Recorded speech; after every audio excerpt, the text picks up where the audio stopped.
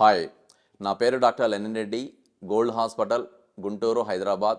ఈరోజు మనం మాట్లాడుకోబోయే topic sugar మా ఇంట్లో మా భార్యకో మా భర్తకో ఉందండి, మాకు వస్తుందా అని కొంతమంది అడుగుతారు.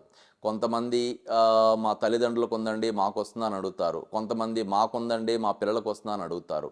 దీనిలో భార్యకి ఉంటే భర్తకి రాదు, భర్తకి ఉంటే భార్యకి రాదు. ఆ రిలేషన్ వరకే ఖచ్చితంగా ఇబ్బంది లేకుండానే ఉంటుంది. కానీ తల్లిదండ్రులు కనుక ఉంటే పిల్లలకి రావడానికి కొంత అవకాశం ఉంటుంది. అది ఎట్లా మనం ఎంత పర్సంటేజ్ ఏంటి అనే దాన్ని ఖచ్చితంగా చెప్పలేము.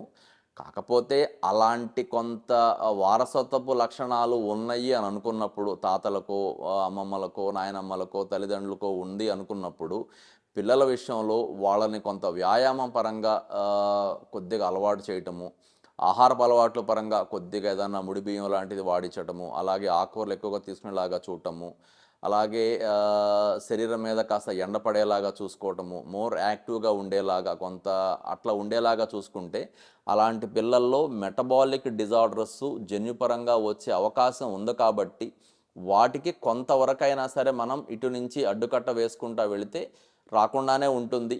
సరే, ఒకవేళ ఏదన్నా ఇక అది పరీక్షల పరంగా వచ్చింది అని కనుక తేలితే ఏదో ఒక వయసులో 30 ఏళ్లకో 40 ఏళ్లకో అప్పటి నుంచి వైద్యం చేసుకుంటూ ఉండవచ్చు. అలాగే కొంతమంది చిన్నపిల్లల్లో షుగర్ వచ్చిన తల్లిదండ్రులకు సంబంధించి కూడా చాలా ఆందోళన చెందుతూ ఉంటారు. ఒకవేళ ఎవరికన్నా సరే పిల్లల్లో కనుక షుగర్ అది కనుక వచ్చి ఉంటే, అలాంటి ఇబ్బంది పడుతున్న వాళ్ళు కనుక ఉంటే ఖచ్చితంగా ఈ రోజుకి మంచి వైద్యం అందుబాటులో ఉన్నది. ఆ మంచి వైద్యం ఎలా అందుబాటులో ఉన్నది అంటే, వాళ్ళ యొక్క శరీరంలో మిగతా ఏ భాగాలు కూడా దెబ్బతినకుండా ఒక రకమైన వీలైతే మందుల ద్వారా, మందులతో కుదరకపోతే ఇంజక్షన్ల ద్వారా చేసే వైద్యం అందుబాటులో ఉన్నది.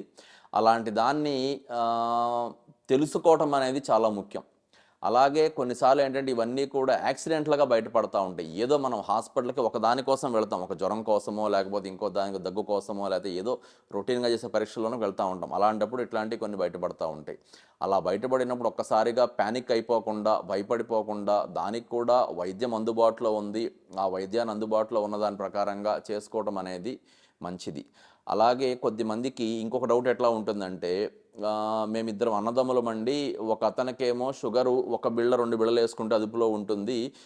ఇంకొక అతనికేమో 4 బిళ్ళలు వేసినా, ఇంజెక్షన్ చేసినా సరే షుగర్ కంట్రోల్‌లో ఉండట్లేదు, ఎందుకండి అని అంటారు. దానికి కూడా మనం ఖచ్చితంగా జన్యుపరంగానే సమాధానం చెప్పగలగాలి. ఏంటి అంటే, వాళ్ళ శరీరం లోపల ఇన్సులిన్ తయారీ ఎవరికైతే కొంత మెరుగ్గా ఉంటుందో వాళ్ళకి కాస్త తక్కువ డోసు బిళ్ళలు పెట్టినప్పుడైనా సరే షుగర్ అదుపులో ఉంటుంది. కొద్దిమందికి ఆ ఇన్సులిన్ తయారీ అనుకోండి, ఇన్సులిన్ తయారీ లేకపోవటమో, లేకపోతే ఇన్సులిన్ తయారీ ఉన్నా సరే ఇన్సులిన్ రెసిస్టెన్స్ ఉంటుంది వాళ్ళ శరీరం మీద. ఆ ఇన్సులిన్ రెసిస్టెన్స్ ఉన్నప్పుడు కొన్ని రకాలైన వేరే హార్మోన్లు ఎక్కువగా ఉండటం ద్వారా వచ్చే సమస్య అది. దానివలన షుగర్ యొక్క అదుపులో పెట్టడానికి ఎక్కువ మందులు వాడాల్సి ఉంటుంది. అందువలన అదేదో షుగరు ఎక్కువ బిళ్ళలు వేసుకుని అదుపులో పెట్టుకుంటే తప్పని, తక్కువ బిళ్ళలు వేసుకుని అదుపులో పెట్టుకుంటే మంచని కూడా అనుకోవద్దు. కొద్దిమంది యొక్క మెటబాలిజం కంట్రోల్‌ని బట్టి, మెటబాలిజం యొక్క స్టేటస్‌ని బట్టి షుగరు ఎక్కువగా, తక్కువగా అంటే మందుల యొక్క డోస్ ఎక్కువ, తక్కువ ఉండేలాగా ఉంటుంది. ఇంకొకటి కొంతమందికి ఉండే అపోహ, షుగర్ బిళ్ళలు లాంటివి వేసుకుంటే ఆ బిళ్ళల వలన మా కిడ్నీలు దెబ్బతినిపోతాయేమో, గుండె పాడైపోతుందేమో, కడుపులో ఏదైనా డ్యామేజ్ జరుగుద్దేమో అని అపోహ పడతా ఉంటారు.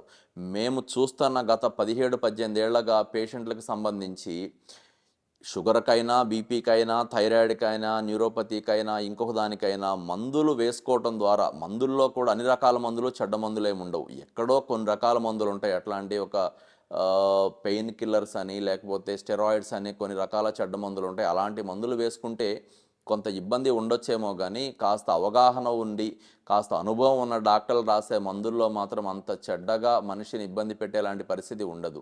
సో, మీలో ఎవరికైనా సరే ఇలాంటి ఇబ్బందులు గనక ఉంటే, మందులు వేసుకోవడం ద్వారా మా ఆరోగ్యం పాడైపోతుంది అని దాన్ని అశ్రద్ధ చేయకుండా, మందులు వేసుకోవడం ద్వారా ఆరోగ్యాన్ని మెరుగ్గా చేసుకోవడం అనేదే మంచి పని అని నా యొక్క ఆలోచన, నా యొక్క సలహా అనుకోండి. Thank you.